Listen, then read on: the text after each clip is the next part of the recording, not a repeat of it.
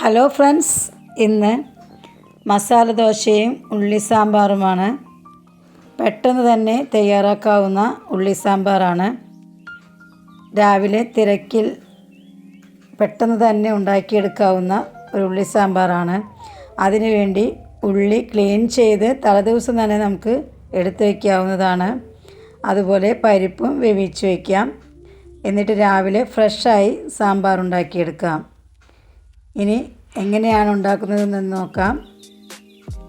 ഒരു ചട്ടിയിലേക്ക് 1 സ്പൂൺ കടുക് പൊട്ടിച്ച് അതിലേക്ക് ഒരു വറ്റൽമുളക് ഇട്ട്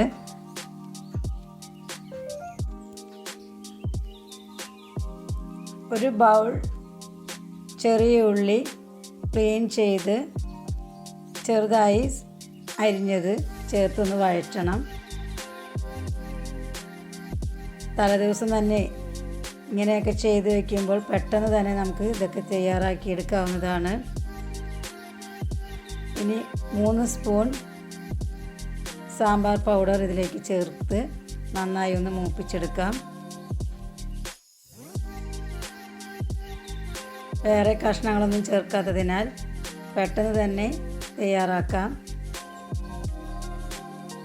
സാമ്പാർ പൗഡർ മൂത്ത് വരുമ്പോൾ ഇതിലേക്ക് കുറച്ച് പുളി പിഴിഞ്ഞത് ഇതിലേക്ക് ചേർത്ത് ആവശ്യത്തിന് വെള്ളവും ചേർക്കാം.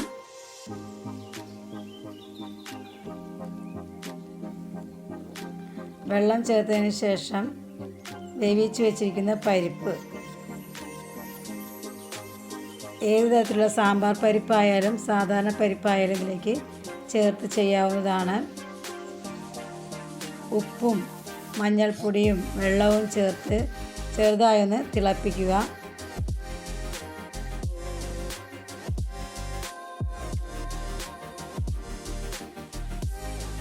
ഇനി ഇതൊന്ന് ചെറുതായി തിളച്ച് വരുമ്പോൾ സാമ്പാർ ഇവിടെ റെഡിയാണ്.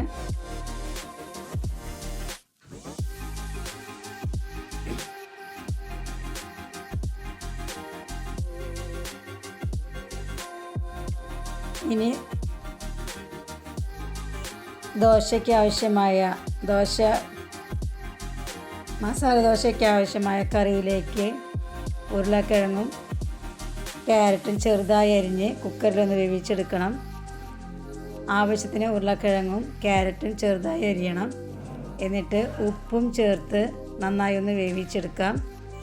അതിനുശേഷം ഒരു ചട്ടിയിലേക്ക് 1 സ്പൂൺ വെളിച്ചെണ്ണ ചേർത്ത് 1 സ്പൂൺ കടുക്, 2 വറ്റൽമുളകും, ഒരു മീഡിയം സൈസ് സവാള ചെറുതായി അരിഞ്ഞതും ചേർത്തൊന്ന് വഴറ്റണം. വേപ്പില കൂടി ചേർക്കാം. ഇനി സവാള ചെറുതായി ഒന്ന് ബ്രൗൺ നിറമാകുമ്പോൾ ഇതിലേക്ക് മഞ്ഞൾപ്പൊടി ചേർക്കാം.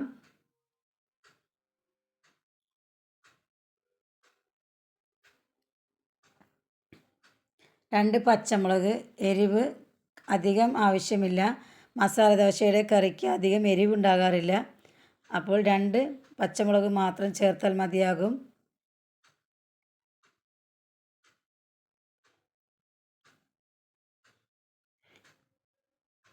ഇതിലൊരു ബീറ്റ്റൂട്ട് കൂടി ചേർക്കുകയാണെങ്കിൽ ഇന്ത്യൻ കോഫി ഹൗസ് സ്റ്റൈലുള്ള മസാല ദോശ തയ്യാറാക്കാം.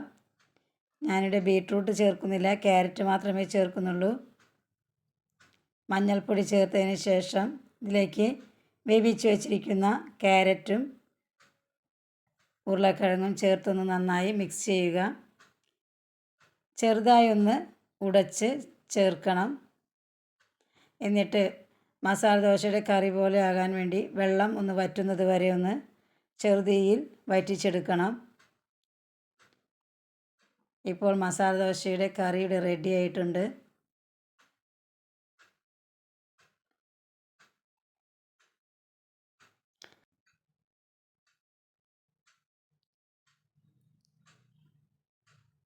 ഇതും തലേദിവസം തന്നെ സവാളയും എല്ലാം അരിഞ്ഞു വയ്ക്കുകയാണെങ്കിൽ പെട്ടെന്ന് തന്നെ തയ്യാറാക്കിയെടുക്കാം. ഉരുളക്കിഴങ്ങും ക്യാരറ്റും കുക്കറിൽ വേവിച്ച് സൂക്ഷിച്ചു വെച്ചാൽ മതി. രാവിലെ ഫ്രഷായി ചെയ്തെടുക്കാവുന്നതാണ്. ഇനി ദോശ ഉണ്ടാക്കിയെടുക്കാം. ദോശമാവ് പരത്തുമ്പോൾ ചട്ടിക്ക് അധികം ചൂട് ഉണ്ടാകരുത്. ചൂട് കൂടിക്കഴിഞ്ഞാൽ ദോശ പരത്താൻ ബുദ്ധിമുട്ടായിരിക്കും. അപ്പോൾ നേരിയ ചൂടിൽ തന്നെ പരത്തിയെടുക്കണം. പരത്തിയതിന് ശേഷം ഫ്ലെയിം കൂട്ടാം.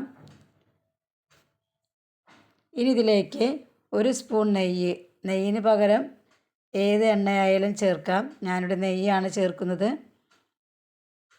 നെയ്യ് ചേർത്തതിന് ശേഷം മറുപുറം കൂടി ഒന്ന് വേവിച്ചെടുക്കാം.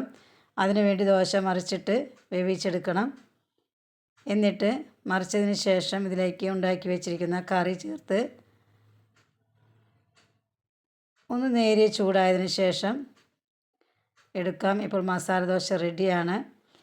ഇനി മസാല ദോശയുടെ കൂടെ ഉള്ളി സാമ്പാറും ചായയും അടിപൊളി ടേസ്റ്റാണ്.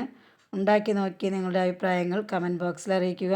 ഇഷ്ടപ്പെട്ടാൽ ലൈക്ക് ചെയ്യുക, സബ്സ്ക്രൈബ് ചെയ്യുക.